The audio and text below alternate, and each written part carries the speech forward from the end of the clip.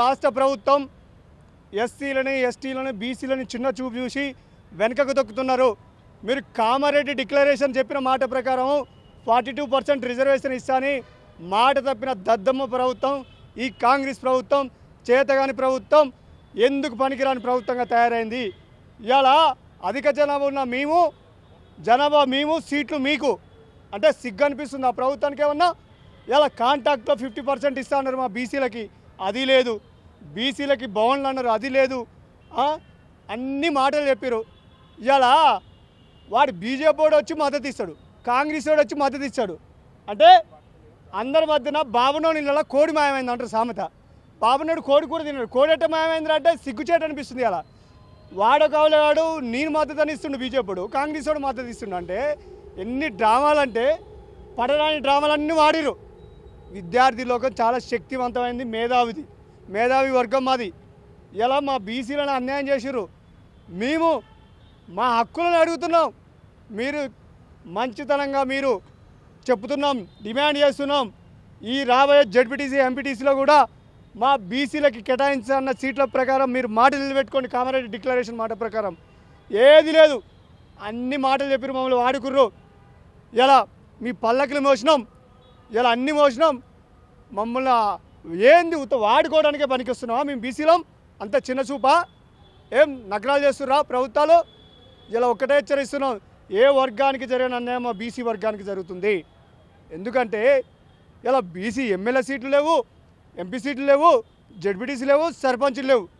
ఇలా ఎక్కడ చూసినా మీ వర్గానికే న్యాయం చేసుకుంటూ పోతుర్రు. అంటే ఓట్లు మాయి, సీట్లు మీ.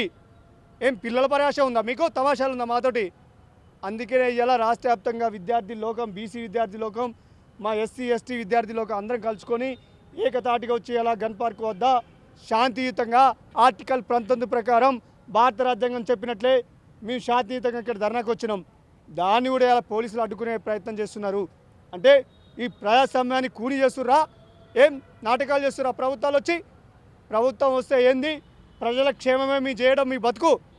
మేము పెట్టుకున్నాం మిమ్మల్ని జీతగానిగా, మా డబ్బులు, మీ ట్యాక్సీలు, మా తల్లిదండ్రులు, మా అందరూ కడితే ఇలా జీతాలు వస్తున్నాయి.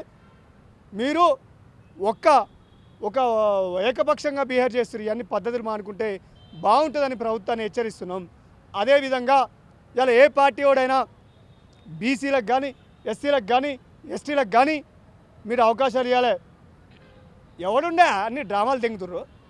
టీఆర్ఎస్లో ఒక పార్టీ అధ్యక్షులు లేడు మా బీసీ నుంచి, ఎస్సీ నుంచి, ఎస్టీ నుంచి. కాంగ్రెస్లో లేడు, మొన్న కొట్టుకుంటూ ఇచ్చిర్రు. ఇవన్నీ మారాలి.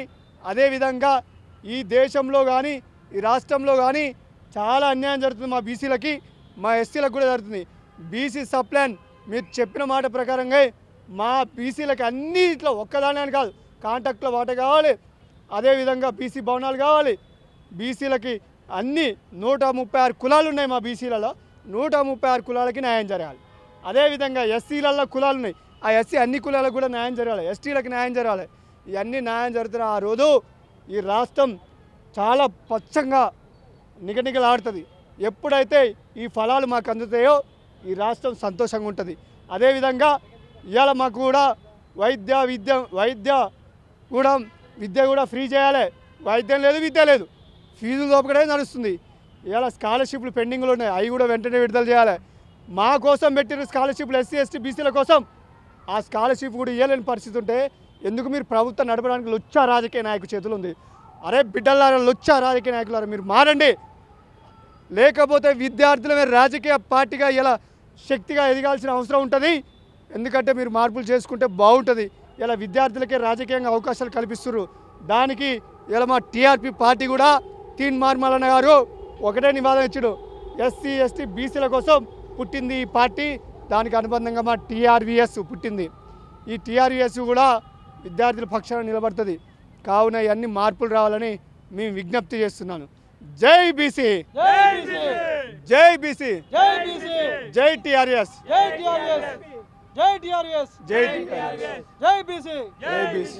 నా పేరు గజ్జల సత్యరాజ్ గౌడ్, బీసీజేఏసీ స్టేట్ కోఆర్డినేటర్ని. ఈరోజు గన్పార్ దగ్గర అమరవీల స్థూపం దగ్గర బీసీ సంఘాల ఆధ్వర్యంలో ధర్నా నిర్వహిస్తూ ఉన్నాము. ఈ ధర్నా ముఖ్య ఉద్దేశం ఏంటంటే బీసీలకు సప్లాన్ కేటాయించాలి, బీసీలకి నిధులు కేటాయించాలి. ఇప్పుడు రాబోయే బడ్జెట్ సమావేశాల్లో కానీ మంత్రివర్గం సమావేశాలు కానీ ఏమున్నా సరే బీసీలని విస్మరించొద్దు. బీసీలకి ఖచ్చితంగా సప్లాన్ కేటాయించాలి, అధికంగా నిధులు కేటాయించాలి. అయ్యా ముఖ్యమంత్రి గారు రేవంత్ రెడ్డి గారు, మీరు పీసీసీ అధ్యక్షులుగా ఉన్నప్పుడు కామారెడ్డి డిక్లరేషన్ ద్వారా మీరు చెప్పింది ఏందయ్యా? మీరు అధికారంలోకి వస్తే 42% బీసీ రిజర్వేషన్లు అమలు చేస్తా అన్నారు. మీరు అధికారంలోకి వస్తే బీసీలకి ప్రతి సంవత్సరం 20,000 కోట్ల రూపాయలు, అంటే 5 సంవత్సరాలలో 1,00,000 కోట్ల రూపాయలు మీరు నిధులు కేటాయిస్తా అన్నారు కదా. ఎందుకు మీరు నిధులు కేటాయించట్లేరు? మీరు ఆ రోజు మాట్లాడింది ఏంది, ఈరోజు చేస్తున్నది ఏంది? మీరు 60% ఉన్న బీసీలకి 3% నిధులు కేటాయిస్తే 5% ఉన్న అగ్రవర్ణాలకేమో 60% కేటాయిస్తూ ఉన్నారు. ఇది సమంజసమేనా? మా దోపిడీ, మా చెమట, మా రక్తము, మా నిధులతోటి, మా ట్యాక్స్లతోటి మీకు ఇవాళ ప్రభుత్వాలు నడుస్తున్నాయి కదా. 60% ప్రజలు మేమున్నాం కదా, మేమే కదా ట్యాక్సీలు కడుతున్నది. మేము ట్యాక్సీలు కడుతుంటే మీరు అగ్రవర్ణాలకు మీరు ఎట్లా కేటాయిస్తారు? మీరు ఖచ్చితంగా జనాభా దామాషా ప్రకారంగా బీసీలు ఎంతమంది అయితే ఉన్నారో ఆ బీసీలకు ఖచ్చితంగా సప్లాన్ ఖచ్చితంగా మీరు కేటాయించాలి. బీసీల అభ్యున్నతి కోసం ఉండాలి. మీరు అంటారు కదా మేము బీసీల కోసం, మేము బీసీ అభ్యున్నతి కోసం మేము పాటుపడతాం, మేము బీసీల పక్షపాతి ఉన్నాము, మా ప్రభుత్వం బీసీల కోసమే ఉన్నదని మాట్లాడుతారు కదా. మీరు బీసీల కోసం ఉన్నట్టయితే ఖచ్చితంగా ఈ బడ్జెట్ సమావేశాల్లో మీరు బీసీ సప్లైని అమలు చేయాలని మేము ఏకగ్రీవ తీర్మానం ద్వారా చెప్తా ఉన్నాం. ఇది అమలు చేయకపోతే మీ ఇండ్లు ముట్టడిస్తాం, మంత్రులయ్యి, ముఖ్యమంత్రులయ్యి, అసెంబ్లీని, గాంధీ భవన్ కూడా ముట్టడిస్తాము. ఎట్లయితే తెలంగాణ ఉద్యమం ఉధృతమైందో అలాగే గన్పార్ సాక్షిగా చెప్తా ఉన్నాం, అలాగే బీసీ ఉద్యమం కూడా ఉధృతమవుతుంది. అన్ని వర్గాల వారు కూడా ఇలా గ్రామాలలో చైతన్యమయ్యారు. చిన్న ఉదాహరణ చెప్తా, సర్పంచ్ ఎన్నికల్లో 17% రిజర్వేషన్లు మీరు అమలు చేస్తే 53% సర్పంచులు ఎన్నికయ్యారు బీసీలు. అలాగే 30% మీరు రిజర్వేషన్లు కౌన్సిలర్, కార్పొరేటర్లలో మీరు రిజర్వేషన్లు అమలు చేస్తే 61% అయ్యారు. ఇప్పటికైనా మీకు సోయి వస్తలేదా? ఇప్పటికైనా మీకు బుద్ధి వస్తలేదా? బీసీలు చైతన్యవంతులయ్యారు, బీసీల ఓట్లు బీసీలకే వేస్తుర్రు. బీసీలు వాళ్ళ బడ్జెట్ని వాళ్ళకే కేటాయించండి. మీరు ఖచ్చితంగా బీసీల పక్షాన ఉన్నట్టయితే బీసీలకు నిధులు ఎక్కువగా కేటాయించాలని మనస్ఫూర్తిగా కోరుతా ఉన్నాం. లేకపోతే నీ గద్దె దిగుడు ఖాయం. కేసీఆర్కి పట్టిన గతి నీకు కూడా పడుతుందని చెప్పేసి నువ్వు అదో పాతాళానికి వెళ్ళిపోతావని, ఈ తెలంగాణ రాష్ట్రానికి చిట్టచివర ముఖ్యమంత్రి నువ్వే, అగ్రవర్ణాలలో చిట్టచివరి ముఖ్యమంత్రి కూడా నువ్వే అవుతావని చెప్పి హెచ్చరిక జారీ చేస్తా ఉన్నావు. మాకు బీసీ సప్లైన్ ఖచ్చితంగా కావాలని చెప్పేసి మరొక్కసారి మేము కోరుతా ఉన్నాం. మేమెంతో మాకంతా బీసీల సప్లైన్ అమలు కావాలి.